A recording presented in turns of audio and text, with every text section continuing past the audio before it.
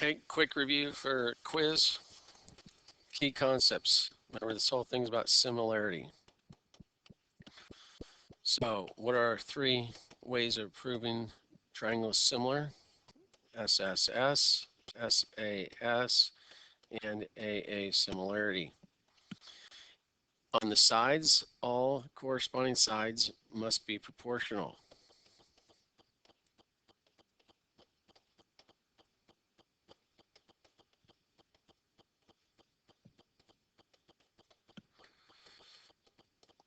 Now, what's the easy way to test that is I take the corresponding sides, put one over the other, and if that fraction reduces, reduce the fraction. I must get that same ratio or fraction on each of the pairs of corresponding sides. I cannot have different ratios. They have to be the same ratio. Angles, the angles must be congruent. Okay, so for SAS, that angle must be the exact same in the other angle as the other angle in the other triangle. For AA or AAA, depending on the book, our book uses AA because if 2 A's are the same, the third A is the same in a triangle. The angles must be congruent. Okay, so if I have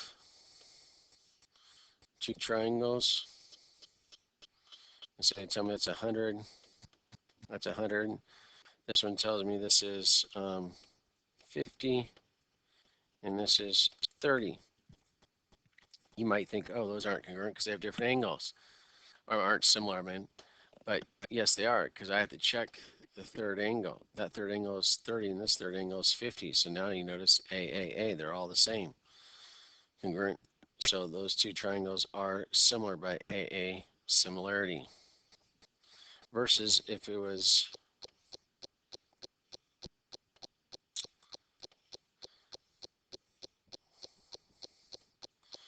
SAS similarity, for example, that let's say this is 10 and this is 20, this is 15 and this is 30. Well, the A's are the same, each 90 degrees right there. So now the S's, the corresponding sides, must be of the same ratio. Okay, multiple ways of setting that up. I could say I could go small over small, and that'd be 10 over 20 equals the corresponding sides of bigger over bigger, 15 over 30. They both reduce to 1/2. Okay, or I could have said 10 to 15 because of the corresponding sides goes 20 to 30. And they both reduce down to 2/3. Okay, so if I'm trying to see, so that either way shows that they are similar, ratios similar, but if I want to see how much one is in relation to the other, I want to use this one right here, because now I'm comparing the corresponding sides. So the smaller triangle is 2/3, as we see, of the larger triangle. Or if I went the other way around, it'd be 3 to 2. 15 over 10 is 3 to 2, the larger to the smaller. Okay, so that's SAS. Sides must be proportional, and the angles must be congruent. And if it was SSS,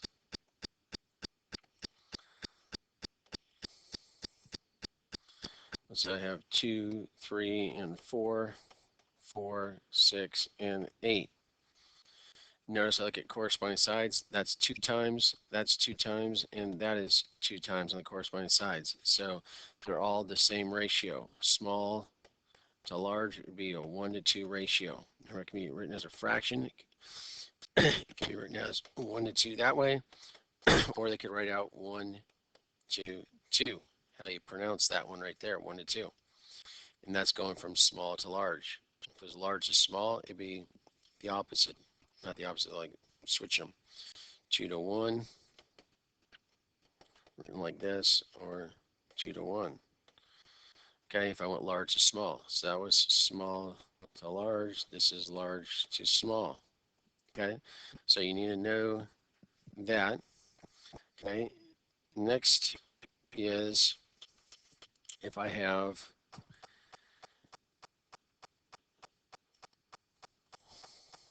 a right triangle there. Let's make it actually look more like a right triangle. That looks about 90 degrees. Okay, and then I go ahead and do the altitude through that right angle, which then makes these two 90 degrees. It's an altitude, remember?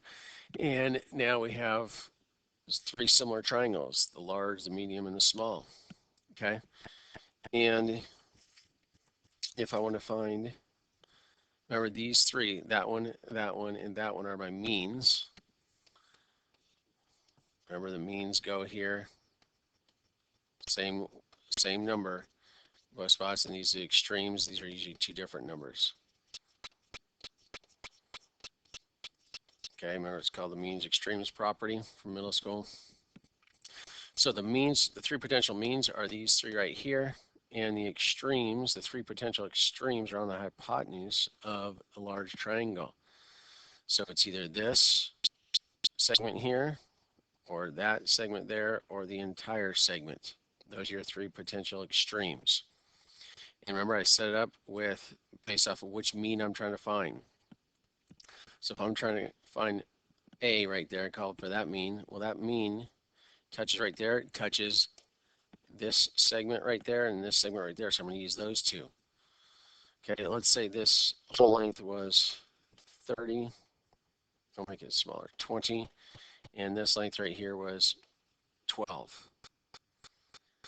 Okay, then I'm going to go ahead and set up my means extremes. So my mean is the A. My two extremes are 12 and 20. So I cross multiply, I get A squared equals 12 times 20. Normally you'd have two answers. I take the square root because the degree tells you how many answers, but since I can't have a negative distance, I'm not going to take the negative. I can now go ahead and reduce those two fractions, or I could find the GCF if I wanted to. If I want to do the GCF method, that would be, GCF would be 4, so 4 times 3 and 4 times 5. Okay, and then I know square root of 4 times square root of 4 is 4, and root 3 times root 5 is root 15. And so there would be my answer, 4 root 15. Okay, if I wanted to find this mean, call it B, then I put that in the mean spot. And since that's 12 and that's 20, that means this one must be 8. Okay, it doesn't look like it. Obviously, it looks like it's longer, but we just made up numbers here. So this one now touches, this segment touches right there, which means it's touching this one and this one, 12 and 8, at the one of the endpoints. It doesn't touch this 20 at an endpoint. We're talking about the ones that touch at the endpoints. Okay. So now I have B squared equals 8 times 12, square root each of those. Again, ignore the negative. GCF is 4, 4 times 2, and 4 times 3. Of course, square root of 4 times square root of 4 is 4, and root 2 times root 3 is root 6. So B would be 4 root 6. And if I wanted that extreme, I mean that mean, that's C. So I put a C in the mean spot there. And then the two that are touching right here are 8 and 20. So I have 8 and 20. So now I have C squared equals 8 times 20. Take the square root of each, and I get 4 times 2 and 4 times 5, which now square root of 4 times square root of 4 is 4, and root 2 times root 5 is root 10. So 4 root 10 for C. Now you're only going to be asked one of these. I just worked out all three types so you know how to do each one. Okay, and you'll have one of those in your test as well, but you have it on the quiz as well, one of those types. And they'll have you do it. It's multiple choice in your quiz here, but for this quiz I'm giving you, and they'll just have you put in the calculator and go to the nearest tenth, for example. All right, next type is knowing corresponding angles.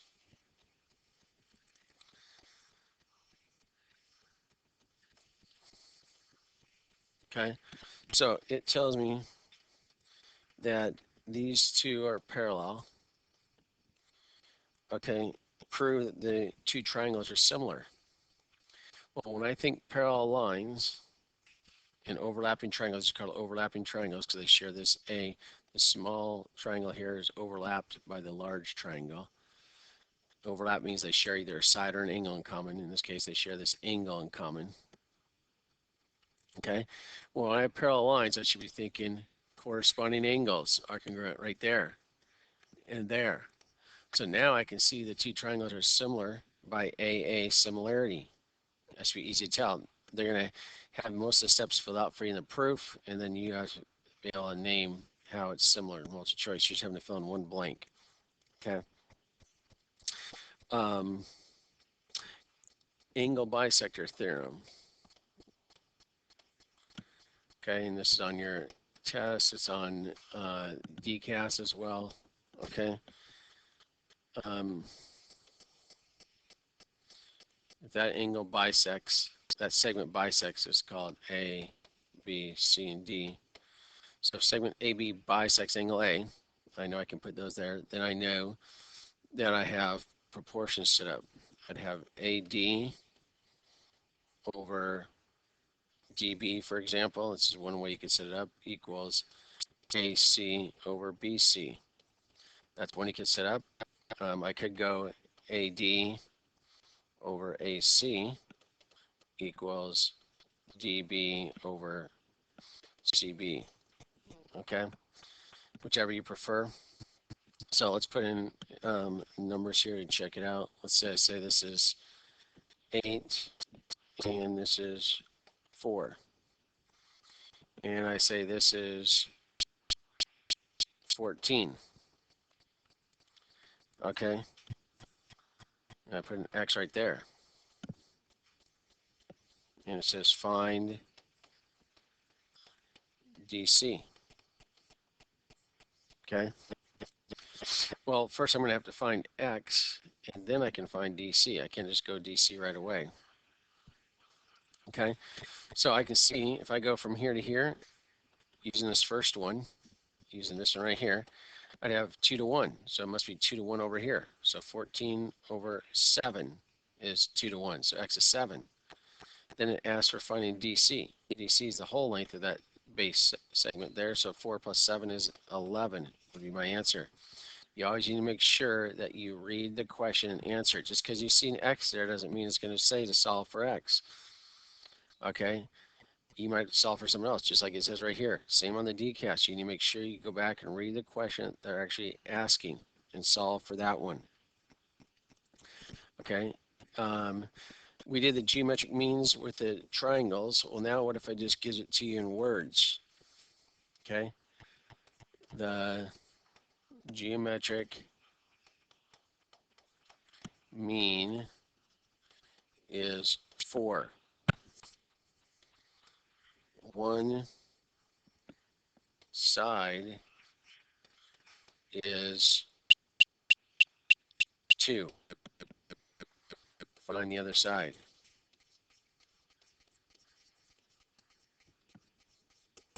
Okay? So it tells me the geometric mean is 4. So I put the 4 in the geometric mean spot. This is one side is 2. Find the other side, that's got to be X. So I just got to cross multiply. 2X equals 16. X equals 8. It's simple. Okay, so that's how you do it if they just give it to you in words as opposed to a drawing. You do the other one with a drawing.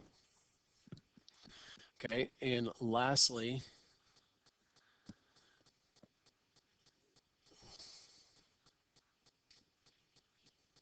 is if I have a dilation, finding the scale factor. Remember, scale factor, SF for scale factor, is image over pre-image. Okay, and if it's from the origin, which most of them are, you'll have it both from the origin and non-origin on the DCAS. Okay, and so we'll talk about that later. But from the origin, if I have a point, such as at 1, 1, and another point is at 3, 3, and we'll call this one the pre-image one, and this is the image point, dilated from the origin. Remember, if I go through it, if I go through the image and pre-image, it takes me to, if I had another point, such as, oops, such as -1, 1 and -3, 3, okay, I would know where that center of dilation is because I go through both the corresponding parts, pieces, in this case points, that intersect right there at the origin, 0, 0. Okay, but in the problem, they'll tell you it's dilation is at, center of dilation is at 0, 0, the origin. Okay, or they tell the origin. You have to know the origin is 0, 0. So since it's image over pre-image, notice that point is 3, 3, and the pre-image point is 1, 1. All I have to do is take one of those points and divide them. 3 divided by 1. Okay, that equals 3. So the scale factor is 3. Okay, if that was switched and that was the image and that was in 3, 3 was the pre-image, remember, then it'd be 1, 1 over 3, 3, image over pre-image. It's always image over pre-image. And then that reduces to 1/3. So you have to pay attention to the order that the points are in. And I could do this with any other points as long as the center of dilation, any corresponding pairs of points, as long as that center of dilation is 0, 0. So if they had another one at 1, 2, and another at 2, 4, notice when I go through that, that shows me that the center of dilation is still at 0, 0. So that makes sense that that could be. Well, again, if that was the image, oops. If that was the image and that was the pre-image, I'd have 2, 4 over 1, 2. Again, I take either point. So I'd have 2 over 1 gives me 2, or I could have done 4 over 2, the y coordinates, and that also gives me 2. So in that case, the scale factor would be 2, if that was the case. Okay, so those are examples on how to deal with points, and you just got to remember it's image over the pre-image when you compare their points. Okay, and that covers anything you need to know for this quiz.